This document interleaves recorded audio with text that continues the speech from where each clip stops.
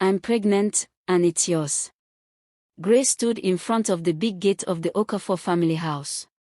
Her hands were shaking. Her heart was beating very fast. James looked at her like she was someone he had never seen before. He laughed a little and said, "I don't know you. Don't ever come here again. My father must not hear this nonsense." Just a few weeks earlier, Grace was sitting under the old mango tree by the roadside, roasting corn on a small fire. That was where she first met James, the son of Chief Okoye, the richest cocoa farmer in the area. The first day he came to Grace's store, he smiled lazily and gave her a 500 Nigerian Nairas note. "Let me have 2, he said, pointing at the slightly burnt maize. "And keep the change." Grace wasn't moved by his boldness. She gave him the maize and nodded politely. "Thank you, sir." He laughed. "No, sir. I'm James." "And you are?" "Grace." A beautiful name for a beautiful girl. She rolled her eyes but smiled. The next day, he came again. Then the day after that. He brought soft drinks, sweet words, and promises that sounded too good. Grace was quiet and innocent, but she was still human. She started to fall for him. She didn't want to, but the way he gave her attention made her feel special. No one had ever looked at her like she was more than just a maize seller. And when he kissed her one evening behind the stalls, under the mango tree, something inside her changed. Weeks went by, and they kept meeting in secret. Then one month, her period didn't come. It was market day when Grace walked to the Okoye compound. Her heart was beating fast as she held tightly to the end of her old wrapper. People were gathered around the front gate, laughing, trading goods, and drinking palm wine. She saw James talking with some boys under a canopy. She called his name quietly. He looked at her, frowned, then walked over, but not close enough to touch. "I need to talk to you," she whispered. He crossed his arms. "Can't it wait?" "I'm pregnant, James." Everything went quiet. The laughter around them stopped like someone had turned it off. He stepped back like she had a disease. "I don't know you. Don't come here again. My father must not hear this foolishness." "James. I'm telling you the truth." His mother came out of the house just then. She was a big woman wearing expensive lace. She looked at Grace from head to toe like she was nothing. "You again," she shouted. "You this dirty girl. Are you trying to trap my son? You think you'll marry into this family with your roasted corn fingers? Leave here before I pour hot water on you." The boys laughed.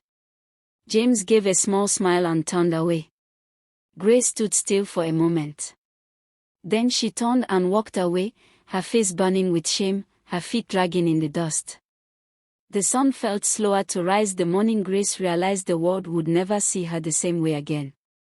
As her belly grew, so did the whispers. "She's the one that got pregnant for Chief Okoye's son.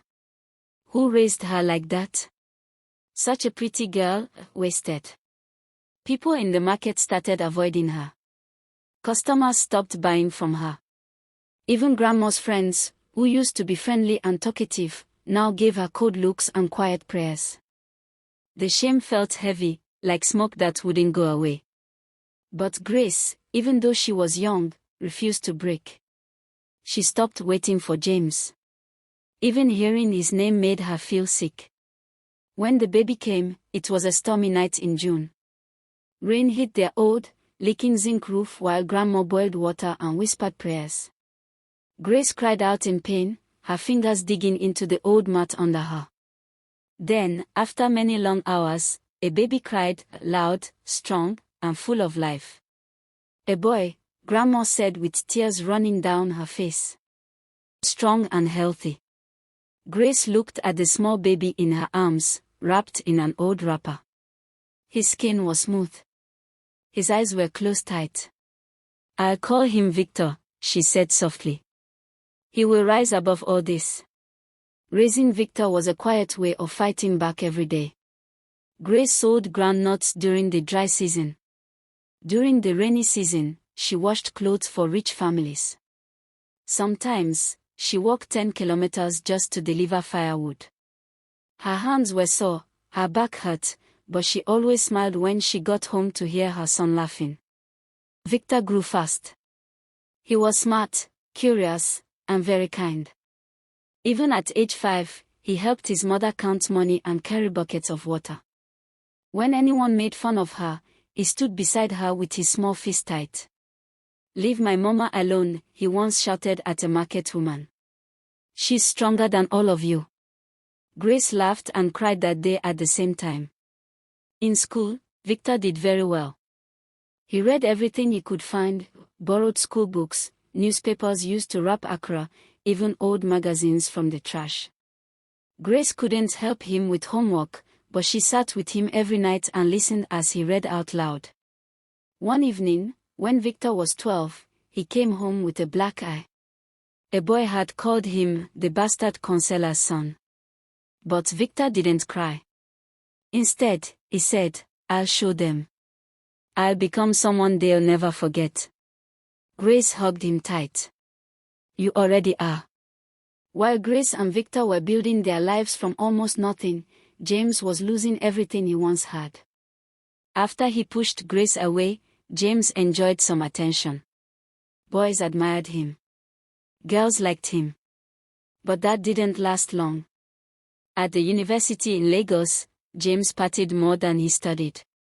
By his second year, he was warned about his poor results. By the third year, he was expelled. His father, who used to be proud of him, was very angry.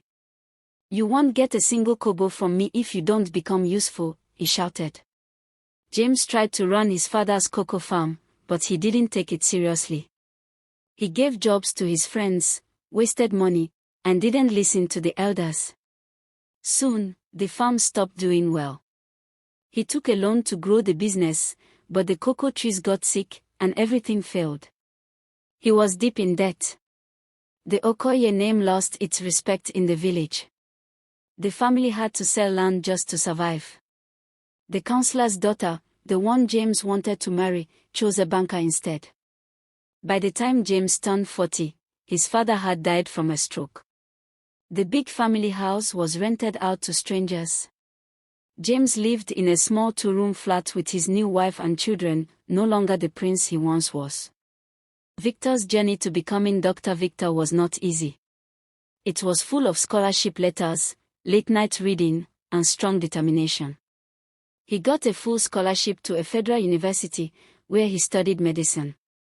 He finished at the top of his class. During his training, he worked extra hours but still came home to cook for his mother.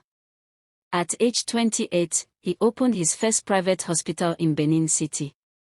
By 32, he had 2 more clinics and had already helped train many young doctors. But Victor did not change because of money or fame. Every Sunday, he cooked for Grace, just as he had promised. One afternoon, while slicing plantains, he said, "Ma, do you remember the woman who sold akra near the post office?" Grace laughed. "The one who always gave you extra when you said please." "Of course. She came to the hospital last week. I told her the bill was on me. I'm alive today because kind women like her never turned their backs." Grace quietly wiped tears from her eyes. Victor knelt in front of her and held her tired hands. "Everything I am, I owe to you, Ma." It was a stormy night when the emergency call came. Victor rushed to the hospital. A man had collapsed at the bus station. He was unconscious and barely breathing. There was internal bleeding, low oxygen, and serious injuries. His family stood at the front desk, soaked from the rain and crying. "We don't have money yet," the man's wife begged. "Please, help us." Victor looked at the monitors, the worried faces of the nurses, and the pain in the woman's voice. He nodded. "Prepare the theater. Money can wait. Life cannot." The surgery took many hours. When the bleeding finally stopped, the whole team let out a sigh of relief. Victor was cleaning the man when he noticed something, a birthmark on the man's chest, shaped like a crescent moon. His heart skipped a beat. He had the same mark. Same size. Same place. That night, Victor could not eat. He walked up and down the living room, deep in thought. Grace saw it right away. "My son, what is wrong?" Victor told her everything, the emergency, the man, and the crescent-shaped birthmark. Grace sat quietly. Her fingers started to shake. She looked at him slowly. "Take me to him," she said. The next morning, the sky was pale gray. The wind felt like it was carrying secrets. Grace tied her scarf tight. Her eyes were steady, but her heart was beating fast as she followed Victor through the hospital hallways. They stopped outside room 204. Grace took a deep breath. Her fingers shook as she turned the door handle. On the hospital bed lay a man who was once everything to her, and then nothing. His face was thin and tired. His hair had patches of gray. The strong jaw she once liked had fallen. But his eyes, she knew them. "James." He turned weakly when the door opened. His eyes met hers. Time stopped. James's lips opened slowly, like he was trying to breathe, not because of the tubes, but because of the storm that just walked in. "Grace," he whispered. Her name came out of his mouth like a ghost from the past. Grace didn't speak at first. Her eyes filled with tears. Not from love. Not from pain. But from memories that had stayed inside her for over 20 years. "You," she said quietly. James's eyes filled with water. I didn't know it was you." "The doctor, he's my son," Grace said, placing her hand on Victor's shoulder. "The same boy you rejected before he was even born." James broke down. His body shook as he cried. "I was foolish. I was young. I thought I was protecting my father's name, our family. I thought." "You didn't think about me," Grace said. Her voice was calm, but heavy with all she had held inside. "You shamed me. You denied me. You left me in pain. I ruined everything," James said. "I don't deserve your forgiveness." "You don't," she said simply. "But that's not why I'm here." Victor stood quietly, arms crossed, looking at the man who had been a stranger, but was now part of his blood. James looked at him. "You're my son." Victor nodded slowly. I've seen your work. I never knew. Your name, your mother never told." "I didn't grow up with a name," Victor said. His voice was calm, but sharp. "I grew up with pain. I watched my mother fight for every naira. I wore torn sandals while your son went to parties. I was laughed at in school. Called names. But she never let me hate you." James covered his face with his hands. "What can I say?" Victor took a deep breath. "Nothing. Not today." James's healing was slow. Victor checked on him every morning, not just out of duty, but something deeper, maybe curiosity or the pull of blood. Grace came only once more. James's wife and children visited too. His wife, Nkairo, was quiet and kind. His daughter, Edeora, held tightly to her wrapper. Grace greeted them kindly, no anger, no jealousy. That night, James finally spoke a full sentence to Victor. "Do you hate me?" Victor paused. "No. I don't hate you. But I don't know you. Do you want to?" Victor looked at him. "I want peace. For her. For me. For everyone." James nodded. "Then I won't force myself into your life," Victor said softly, "but I'll listen. When you're ready." James gave a small smile. "That's more than I deserve." When James left the hospital, he looked 10 years older. But he seemed softer, like a forgotten song remembered again.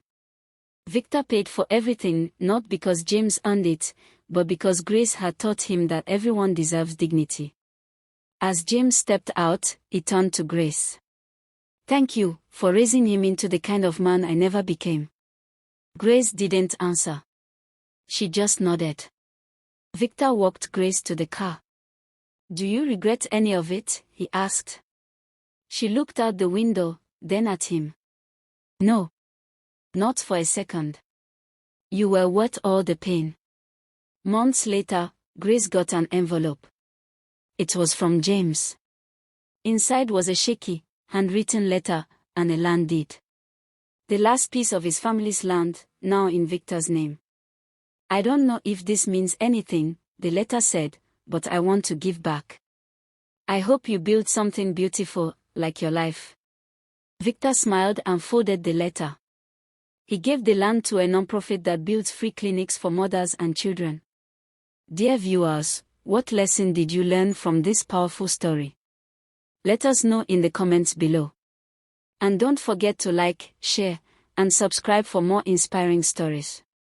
Share this with your friends too, someone out there needs to hear it.